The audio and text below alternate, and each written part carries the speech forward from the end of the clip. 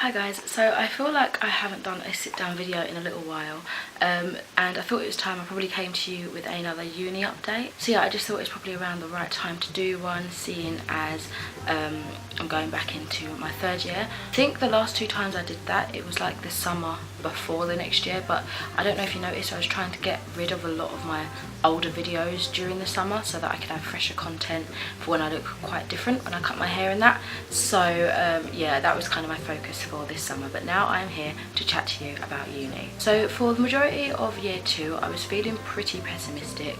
I mean, I wasn't really enjoying. It's really difficult because I enjoy the lessons and learning, I just didn't enjoy the examinations, you know. Of course I didn't enjoy that, that's not fun. But a lot of things were happening in that year two, and I wasn't feeling in my right frame of mind. I was kind of I was just feeling sad, and you know, uni wasn't helping. It was adding to my stress levels basically. So for the majority of year two, I was really pessimistic and I was pretty much thinking of leaving. I did kind of go through like a phase where I started to be really productive and I felt like I was cracking on with work and I was striving to do well. But the results in most of my assignments were never really what I wanted or what I thought I should be getting, for the fact that I was working so hard and pushing myself. I mean, a lot of the times I was just barely literally getting a pass mark. For example, I don't know if it's the same for all unis, but in our scheme 40% is the pass, so that's like 40 marks, and I was just like getting 40 to, I don't know, 45, you know, as an average. Those were like my markings, so literally barely just a pass mark, which was, you know, deflating in itself, because I had gone through a rough stage and I tried to get myself out of it. I was feeling good, I was feeling productive, and then to be, I don't know, given back this work that was just barely a pass. I mean, I'm thankful I did pass, but I felt like my efforts wasn't being shown in the marking, if that makes sense. So again, that added to me feeling pretty shit. So I got to the stage where I was pretty certain that I wasn't going to go back for my final year. So I ended up getting a job. I work on a farm park. I do kids parties, and when there's no parties to be done, I do like general farm maintenance. Like I help with activities and I help look after the animals and the park. I also do events. So for example, this past 6 weeks I've been working some overtime because we do the 6 weeks of summer where we have a different event each week. So I've been working on the kiosk, getting some till training and stuff. I've been doing extra jobs around the park and basically widening my skills, which are really good. And as well as that, I don't know if I mentioned before, but I have been doing every other week working at a Essex Wildlife Nature Trust. Oh, what's it called? The Essex Wildlife Trust. Man, I can't get my words out. I've recently stopped that for a little while, but it's pretty open. Now that I'm in, I can go back whenever I have spare time, just let them know I'm coming, sort of thing. So again, that was sort of something good to put on the CV in the future, because I was pretty certain, you know, I wanted to get out of education, I wanted to be an adult and, you know, strive for all that and everything. I was even considering starting driving lessons again. Didn't get that far yet, and then other things happened, blah blah blah. Yeah. So yeah, I ended up getting a job, really enjoy it. It's nice to have my own money. So that's how what's the word, strong I was feeling about not going back to uni. But anyway, I did decide to just kind of leaving, I guess, until exams, and then after that see what I got in my exams and kind of gauge from there whether I wanted to go back or not. So that was kind of like the deciding factor. So when I went to do my exams, I found that a lot of the tests I felt like I could answer, and I was really happy. It was such a good moment in my head. For example, let me tell you the exams that I had and make things a little bit more understandable. I had my wildlife plant identification test, which was mixed with some other aspects of wildlife conservation sort of thing. And I had, what else? It's a bit difficult thinking back what I had now. I should have written them down, but it was like ages ago. I had principles of nutrition, health and welfare of animals, of course, and I feel like there was a fourth one, but I really can't remember what that was.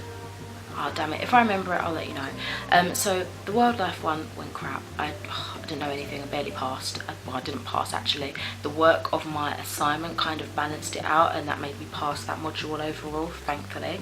My nutrition one, I was so shocked because that's pretty difficult. It gets into a bit of like a chemistry of basically the properties and on and attributes of animal feed, and it's quite mathematical as well, and I'm not very good at maths, but there were some, we had basically mock questions that he prepared for us, but he said, because our teachers write the exams themselves, he said that one of them would be, basically he'd give us 3 exam questions per topic, if that makes sense, and one of those of each topic would possibly come up, even though there are only 5 questions in the exam, 3 of which you would choose from. Does that make sense? General kind of layout, I think. But because of that, I feel like it really helped, and I could answer a lot, so I ended up passing that, thankfully. I think I passed it anyway. Passed the module overall anyway. And then there was the health and welfare one, which was, we was kind of like the guinea pigs of that. It was kind of like a new thing they were trying out. It was a case study, and I was going in feeling pretty pessimistic about that, because I was like, well, what do they mean by case study? Nobody kind of really knew what to expect, but it was also open book. So, oh, the other one, by the way, was statistics, but I'll get into that in a second. It was open book, so we could bring all our work in with us. Well, again, you had to choose one question out of 3 this time, but the first question was like split into A, B, C, D, so it was a long question, and I decided to go with that because it turned out I pretty much had that example in my notes, and I felt like I was cheating. I was like, oh my god, am I supposed to be doing this? Is this even right?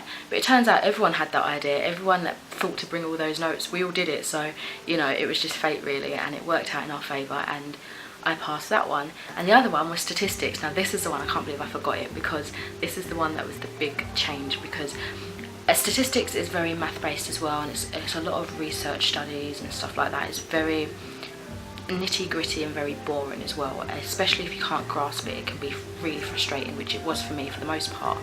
But my friend Maria, she's so good at maths, she's really intellectual. Her dad's like an accountant and everything, she helps him with work and that. She's really smart. She tutored me a little bit, and she kind of just made me see things in a different way and understand it a bit better.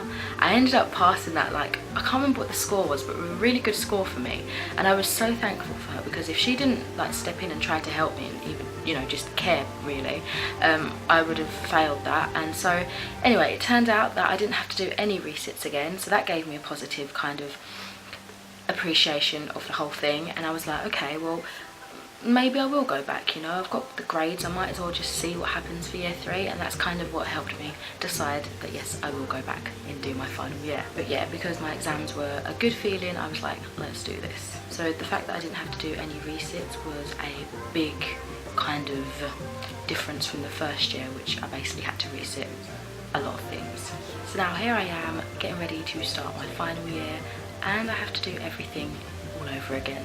So I'm pretty certain I'm probably going to have another kind of, I want to leave, I want to go, I don't want to do this anymore. But I'm just, you know, kind of keeping in my head that I've done 2 years already. This is the final year. Let's just try and get through it and see what I can get out at the end of it.